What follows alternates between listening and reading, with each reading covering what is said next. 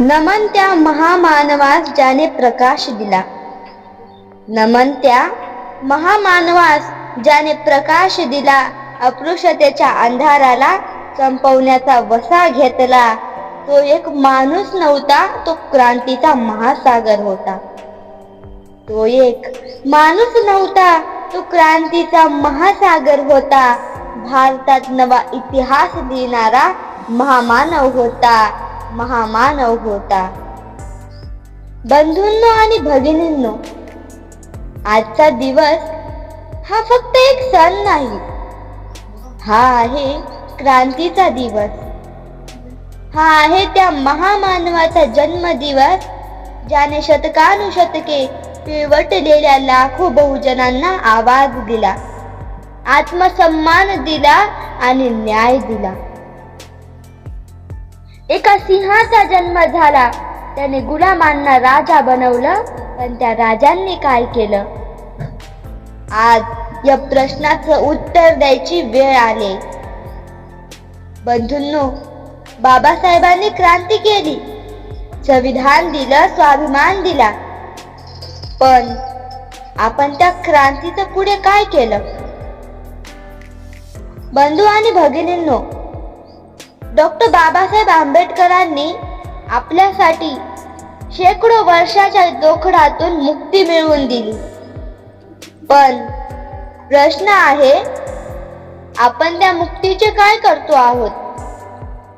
आज जे काही आपण पाहतोय त्याला मुक्ती म्हणायचं का गुलामी? बाबासाहेब म्हणाले होते, शिका, संघटित व्हा, संघर्ष करा. पण आपण काय केलं? आपण शिकलो का? आपण संघटित झालो का? आपण संघर्ष केला का? किती IAS IPS झालेत आपल्यातून? किती न्यायाधीश, किती डॉक्टर, किती वकील, किती उद्योगपती आहेत? जेव्हा इतर समाज पुढे जातो तेव्हा आपण मागे का? कारण आपण शिक्षण विसरलो, कारण आपण संघटन विसरलो, कारण आपण संघर्ष विसरलो. बाबासाहेबांनी बुद्ध धम्म दिला, पण आपण त्याचा प्रचार केला का? आपल्या मुलांना धम्म शिकवला का? आज बौद्ध समाजात फूट पाडली जाते, तरुण व्यसनात जात आहेत, शिक्षणाकडे पाठ फिरवली जाते. हे बघून बाबासाहेब असते तर त्यांना किती दुःख झालं असतं. बुद्धांचे आणि बाबासाहेबांचे खरे वारस कोण? फक्त निळा झेंडा लावून आपण बाबासाहेबांचे अनुयायी होत नाही. बुद्ध आणि बाबासाहेबांचे खरे वारस तेच जे शिक्षणाच्या शस्त्राने स्वतःला घडवतात, जे धम्माच्या मार्गाने समाजाला प्रकाश देतात, जे संघर्ष करून अन्यायाला संपवतात. शिक्षणाशिवाय समाज गुलामच राहील. बाबासाहेबांनी सांगितलं होतं, शिक्षणाशिवाय माणूस गुलाम राहतो. शिक्षणाशिवाय स्वाभिमान निर्माण होत नाही. शिक्षणाशिवाय समाजाची उन्नती होत नाही. मग आज आपण आपल्या मुलांना दर्जेदार शिक्षण देतोय का? किती डॉक्टर, वकील, इंजिनियर, अधिकारी तयार केले आपण? नसेल केलं तर समाज अजूनही गुलामच आहे. बंधूंनो, बाबासाहेबांनी आपल्याला गुलामगिरीच्या जोखडातून बाहेर काढलं. पण तुम्हीच जर आज अज्ञान, बेरोजगारी, व्यसन, जातीय फूट यांच्या गुलामगिरीत परत चालला असाल तर त्या संघर्षाचा काय उपयोग? बंधूंनो, बाबासाहेबांनी आपल्याला एक मंत्र दिला होता, संघटित व्हा. पण आपण आज एकत्र आहोत का? कुठेही बघा, इतर समाज संघटित आहेत, सत्तेत आहेत, अधिकार उपभोगात आहेत, आणि आपण छोट्या छोट्या कारणांसाठी भांडतोय, एकमेकांना संपवतोय. जोपर्यंत आपण संघटित होत नाही तोपर्यंत आपला विकास नाही. संघर्ष कराल तरच अधिकार मिळतील. संघर्षाशिवाय अधिकार मिळत नाहीत. मिळाले तरी टिकत नाहीत. आज सत्तेत, न्यायालयात, प्रशासकीय व्यवस्थेत आपले किती लोक आहेत? जो जागा मिळवतो तोच इतिहास घडवतो. आपण केव्हा उठणार? आपण केव्हा आपला अधिकार मिळवणार? बंधूंनो, कोणीही तुम्हाला सत्तेत भाग देणार नाही. तो तुम्हाला संघर्षातूनच मिळेल. बाबासाहेबांनी फक्त क्रांती केली नाही, त्यांनी तुमचं भविष्यही लिहून दिलं. पण त्या भविष्यात काय झालं? आज आपण शिक्षण विसरलो, धम्म विसरलो, संघटन विसरलो.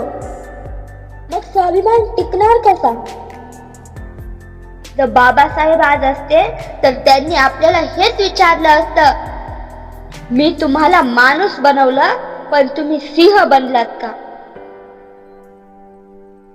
बुद्ध आणि बाबासाहेबांचे विचार केवळ घोषणांसाठी नाहीत, ते जगण्यासाठी आहेत. फक्त जय भीम म्हणून काहीच बदलणार नाही. बाबासाहेब म्हणाले, जो शिकतो तोच पुढे जातो, जो संघटित होतो तोच यशस्वी होतो. संपत्तीपेक्षा विद्या मोठी. बाबासाहेबांनी सांगितलं होतं, संपत्ती नष्ट होऊ शकते पण विद्या कधीच नष्ट होत नाही. मग आज आपण आपल्या तरुणांना दर्जेदार शिक्षण देतोय का? आपल्या घराघरात IAS, IPS, डॉक्टर, वकील, प्राध्यापक, उद्योगपती का तयार होत नाहीत? यासाठी आपल्यालाच पुढाकार घ्यावा लागेल. बाबासाहेबांनी संविधान दिलं, हक्क दिले, जागरूकता दिली, पण पुढे काय? आपण आपली माणसं सत्तेत पाठवत आहोत का? आपण आपल्या समाजाची आर्थिक प्रगती करतोय का? आपण आपल्या पुढच्या पिढीसाठी धम्म शिकवतोय का? जर नाही तर ही चूक आता थांबवा. न्याय, शिक्षण आणि संघर्ष हाच मार्ग.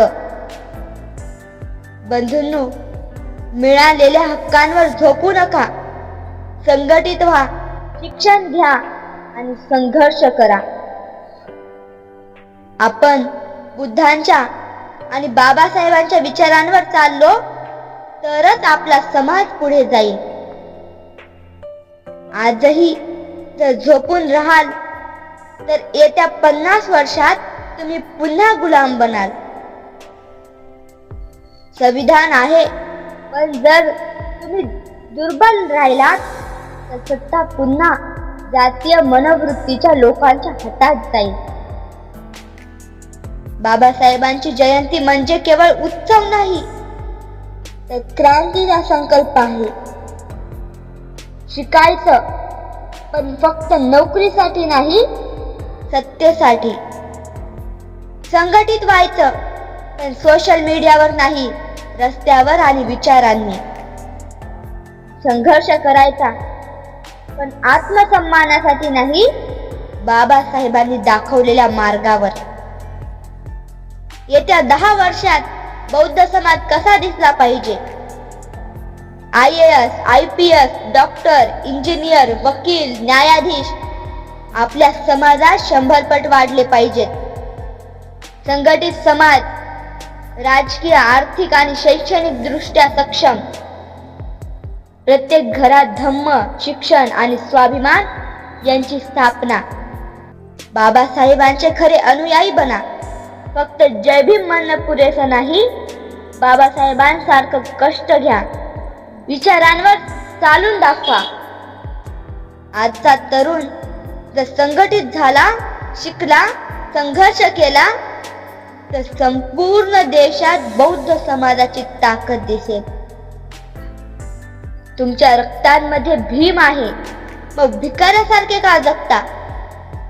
आज ठरवा, मी शिकणार, मी संघटित होणार, मी संघर्ष करणार, मी समाज बदलणार.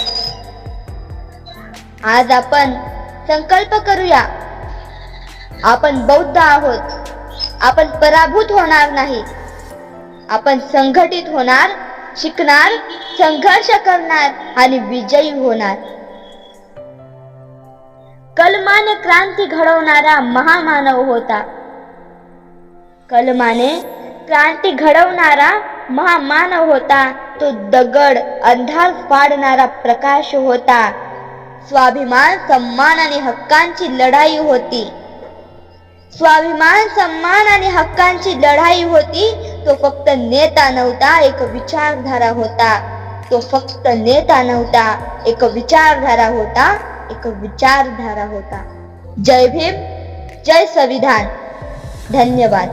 व्हिडिओ आवडल्यास व्हिडिओला लाईक, शेअर आणि चॅनलला सबस्क्राईब करा व बेल आयकॉनवर क्लिक करा, म्हणजे आमच्या पुढील व्हिडिओची नोटिफिकेशन सर्वात अगोदर तुम्हाला मिळतील.